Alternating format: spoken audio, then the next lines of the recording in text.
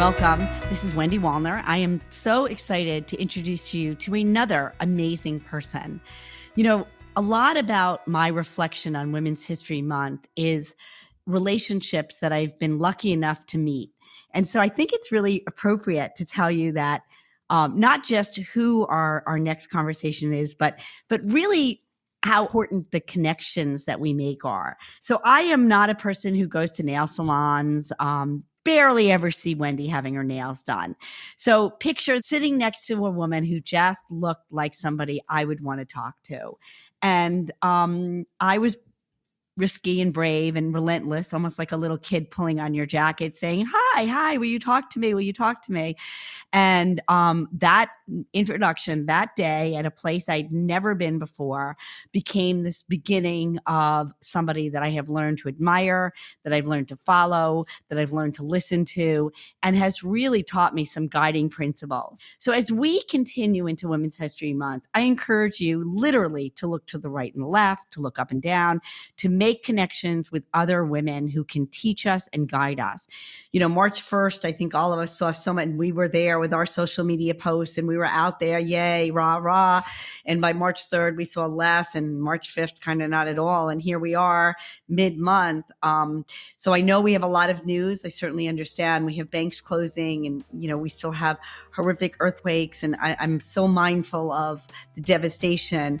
But I do have to say that it is a little disheartening to me that for some reason on this month, we've lost some steam. And so I question whether, A, we somehow don't think there's enough women to talk about, which is a pretty tragic statement to make, or B, if we've lost some courage to continue the conversation.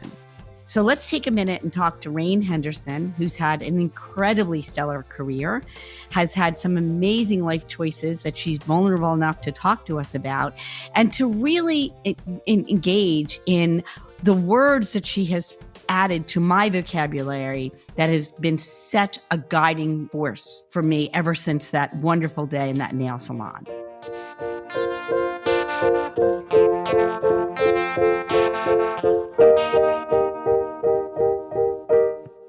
Thank you so much for chit-chatting with me today. I always enjoy our talks and I always learn so much. And I know you have so much to offer, but would you start with just a brief bio? How did you get to be where you are and just a little bit about yourself? Sure. Well, thank you, Wendy. It's so nice to be with you. This is an honor. So thank you for having me. My name is Rain Henderson. I have asked myself questions my whole life about what's important to me. What do I want to do? What do I like? I consider myself a highly empathetic and highly observant person. So I tend to learn a lot by watching what other people do. And through that, I'm going to say yes to things, so long as those things pointed towards my personal North Star, which was to prevent harm, which sounds humongous. But I think because of my childhood experiences, I knew that at the very least, I wanted to do work that if it wasn't making things better, at the very least, it was thinking about like, how could you potentially take a current system or a current organization and could you ensure that it's not doing harm, right? It's not doing harm to the environment. It's not doing harm to people. Anytime an opportunity presented itself, if I could answer those questions generally, then I said yes to the opportunity. So that meant working in politics. It meant working for nonprofits. It meant working in the private sector, and it meant working for individuals. But I've also run political campaigns and worked as a policy advisor to a number of people, including Senator Kirsten Gillibrand, who's a huge mentor, and Bill and Hillary Clinton, Chelsea Clinton, all people who sort of really started out in the political sphere, but have a very large focus on making sure that everyone has the opportunity to live their best life. I find myself today working as an independent consultant with a team of women who I'm so proud to work with every day. And we all came together about the same point in our career where we had, I think, achieved a fair amount of success on paper, right? So certain titles, what I wanted was agency and self-authorship to be able to make sure that my life was balanced and that I was being my authentic self. I love it. I mean, Rain, it's like the first time I met you, which was at a nail salon. Let's just go out and say that. You had such a profound impact because you really introduced me to the term North Star, but you explained it in a way that like really resonated with me and my life work of finding balance and understanding how quickly we can lose direction. What is your feeling about where we are today in the year 2023? We need so many things for women and for all people. And, we talk about Women's History Month. I have a lot of questions about, like, what does it mean to be a woman right now? What does it mean for, people who identify as women, for those who are born as women and those who are not, and to find their place in this world? And so it feels like a month focusing on women's equality and equity is so necessary because we have so far to go. And yet there's so much room to think about, like, everybody else who doesn't necessarily identify in a particular way. So I find myself having a lot of questions, but my gut pull is I wish we did not need to set aside days, explicit recognitions, right? And yet we do. And I think when I was younger, I definitely took that for granted. And I did not understand how important it was to name these months and these days so that we can have these conversations, even if they're uncomfortable, even if we don't have the answers, so that we can continue to wrestle with these issues. So for me, thinking about this month, constantly reminded just how much work there is to do to make sure that all women who are born and identify that way feel comfortable and at peace in that, right? That's a place of comfort and joy. Most importantly, zoom right past equality to a place of equity, because it took me a long time to realize whether my opinions would be as tolerated and as accepted. Because of my comfort and my femininity. And anything that creates dialogue, I think, is necessary and welcome, and having explicit focus on what it means to be a woman in this country, in this world, in this point in time is necessary. I love the idea of opening dialogue, right? Having the discussion, just shout out to where we need to end up. So I know you're super familiar that I've spent the last 30 years on this naming of work-life balance, but however you want to market it, and I certainly recognize a lot of people call it different things. I'm not even always so interested in what people call it, other than really feeling that we can have it all, however you define that. So you've shared your successes and your dreams. I also know that you're a mom and a wife, and you've got a lot of other roles. So what do you think? Can we have it all? And what does that mean? Can we have it all? Can we do it all? Right? I've had many mentors say you can't have it all. You can try to do it all. Recognizing my privilege, recognizing that I've made decisions that I think are very different than decisions that many people make. I think there's so many messages in our society about what it means to be successful, what it means to sort of, dominate or slay, or all the words that are sort of in the vernacular for successful people, but also for successful women, and how much those have not resonated with me over the course of my career, because I want to have meaningful connection. I don't need to stand out. I don't need to slay. I don't need to dominate. What I need to do is feel very connected to the people I work with and the people that I'm working in service to, and same for my family. And so I think I've made a lot of choices that are really leading with the heart. And I think that very much goes against our culture. Again, both a point of privilege, but also hard earned in many regards to get to this point where I can see now some of the fruits of the choices I've made. Also my husband stays home with the kids. So we have tried many different formats. A number of years ago, my husband was going through his own career pivot. We tried a number of different formats for him too, and ultimately decided that he was going to be the one that provided the primary childcare and served in the role of when school calls, like dad's the one who's going to run and do the pickup.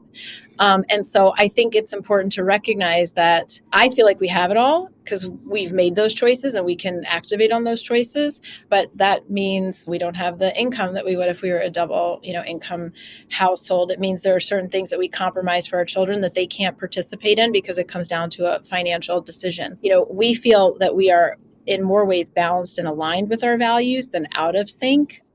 20 years ago, it never came up, sort of this idea of sort of like what it meant to be a woman who might potentially want to have a family. And about 7 or 8 years ago, I started to notice a shift that when younger people, and younger women in particular, would ask me about my career path, they would ask me what were my family planning goals. And I found that so interesting and so brilliant, because as somebody who has the ability to give birth and who wanted to do that, there are things I wish I'd thought about differently, or that I'd been able to talk about sort of more openly, and that it was a factor rather than this thing that I felt like I had to keep kind of compartmentalized and figure out ways to sort of deal with it off in the corner rather than it being sort of central to a part of who I was. And, in my circle of life, my job is a piece, my family is a piece. But for a long time in my early career, I hid the family part. I've been with my husband 25 years, but there are a lot of people who still don't know that because I felt like it was important to be seen independently. And I also got a lot of advice from women I really admire who told me that that was the way to show up, and was to sort of keep that compartmentalized. So I think for people who are thinking through this, whether you can have it all, what is important to you? Like, what does having it all mean? Just keep asking that question. Rain, I don't even know if you know how powerful those words are and how important it is, because we don't hear them enough, right? We don't hear the inspirational, ask yourself the questions, trust on the answers. It's a one final question for you. Often I'm asked, who would you put the picture up of a woman that you would shout out to? Oh, it's my grandma, Abby Larson. So tell me, introduce me to her. So Abby Larson, at a time when it was not common to be a woman who had her own career, was well respected, had a very robust friend network. I mean, we used to joke, my grandmother, unfortunately, she passed far too young. But, when she was 78, I'd call her on a Friday to say, hey, Grandma, I'm coming into town. And she'd be like, that's great. Find some food. Like, I'm busy. I have plans. It'd be like Friday night at 10 o'clock. And she would be going out to meet people or to do things. So she had a very full social life, but it was all centered around her values and what was important to her. And so what I got to see from her was, the importance of connection, the importance of, kind of knowing your values and expressing those. And anybody who wanted to run for office in our town, you came and you called on Abby Larson to sort of get her blessing. And so just watching that and seeing that she was respected, she seemed to move through the world just like any other man and had the respect of many men in that town. And so I always think of her. I've had a lot of good mentors, again, Hillary Clinton, Senator Gillibrand, Rebecca Traister. I mean, the list goes on and on. I'm just so blessed to be surrounded by brilliant women. But the person that always just seems right here central is Abby Larson. I love it. So thank you for introducing us. And thank you so much for taking time out of your day in helping us celebrate and honor Women's History Month. And congratulations on all your successes. Thank you. And likewise, really appreciate it.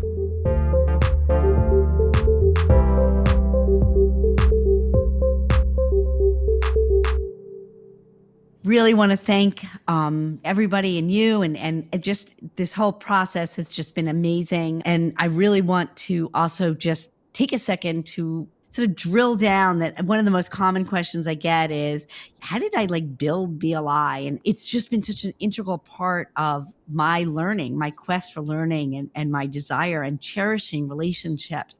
So we are really excited to continue this conversation. I am grateful because the people are sharing their stories, their successes, their ideologies, their North Stars. So let's be open to learn from them.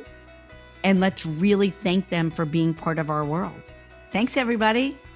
This has been a production of Balancing Life's Issues with your host, Wendy Wollner, produced by me, Kai Sorensen. Subscribe to the podcast wherever you listen, and you'll get brand new episodes as they drop. Got an idea for the show? Leave a comment or email Kai, Kai, at balancinglifesissues.com.